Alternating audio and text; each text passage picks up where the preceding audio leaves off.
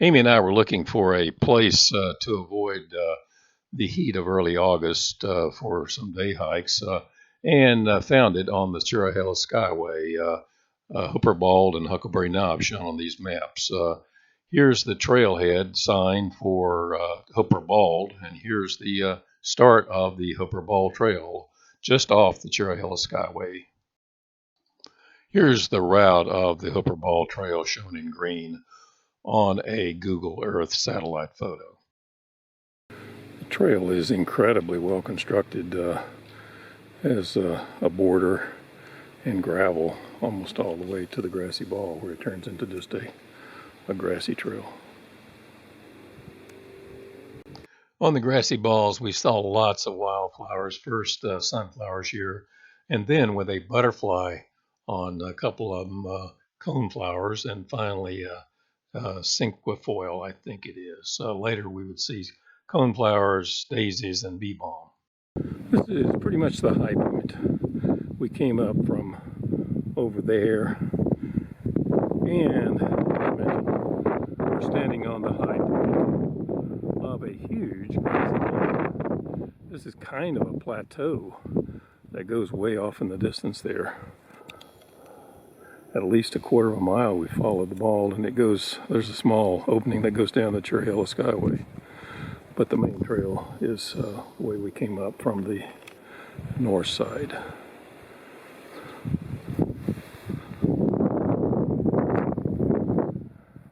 And right over there are some wonderful, almost a field of sunflowers. They're everywhere, brightening up the ball for sure. There's a truly ancient inscription on this rock dating to 1615, probably of Spanish origin and deserters from the De Soto expedition.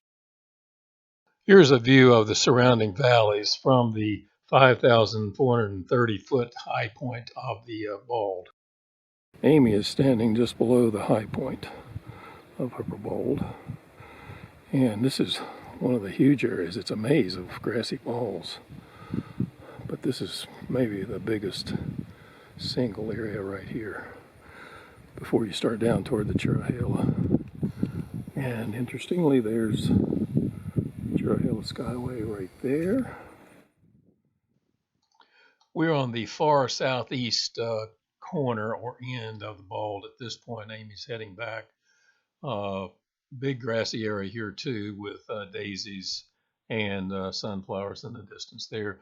In the early 1900s, a game preserve was located here, and they kept, among other things, wild boar that often escaped and became a real nuisance throughout the southeast. And here the grassy area continues down to the Cherohala Skyway, and actually an old road that connects to the Skyway. And then up above, if you look in the far distance, there's Huckleberry Knob that we're going to next.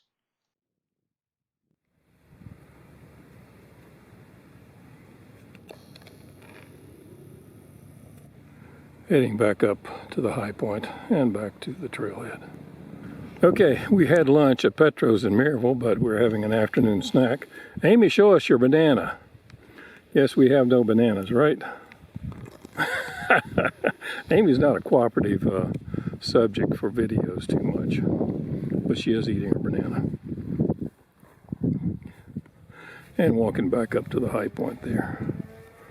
Here's the trailhead for the Hooper Bald Trail. We just finished about 1.75 miles of hiking, going almost to the other end. Now wave goodbye to your audience. Right. Okay, I want to take a picture of these beautiful flowers down there right above the Cherohala Skyway. And looking over there to the southeast is Huckleberry Knob,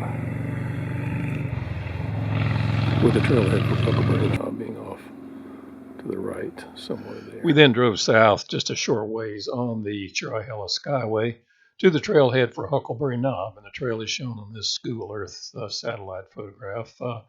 Here's the trailhead sign, and just like before, we started seeing lots of wildflowers along the trail, which is, again, an old road that was in pretty good shape. This red one is a bee balm. Our total hike was about 2.5 miles to Huckleberry Knob. Here's the trail coming up, and we're popping out on Huckleberry Knob, or I forget the name of it, but there's a knob before Huckleberry, and this is it. Here's Amy crossing over Oak Knob, which is the smaller of the two grassy balls at 5,440 feet.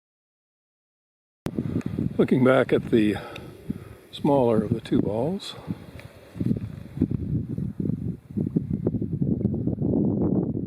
this is the gap in between them, and here the trail, old road really, is going into the woods and climbing up to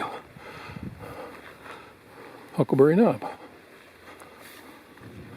Okay, now we're breaking out onto the Huckleberry Knob. Trail goes up and to the right, to the top, up about there. Here's a poignant memorial to two loggers from down in the Tellico area who died in December 1899 trying to go home for the weekend over in Robbinsville, North Carolina. Okay, we're on top of Huckleberry Knob, all grass, 360-degree view.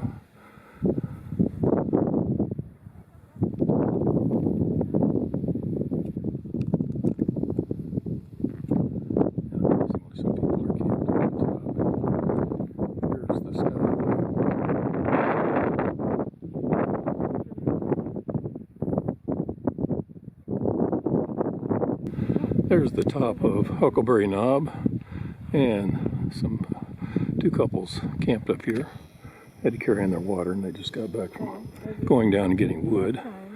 Messages coming back. And from the top, this is some evergreens just down below. There's the smaller ball that we came across first, and then way over there is Hooper Ball that we hiked up to earlier. We started, let's see, way out there somewhere, and then hiked up to the ball and back, and then drove down to the trailhead on the other side of this ball, and then up to here.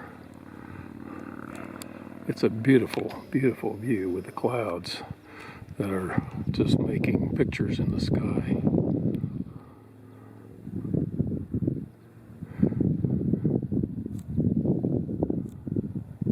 We wish our friend Marsha Goldenstein was here, because she paints great pictures of clouds.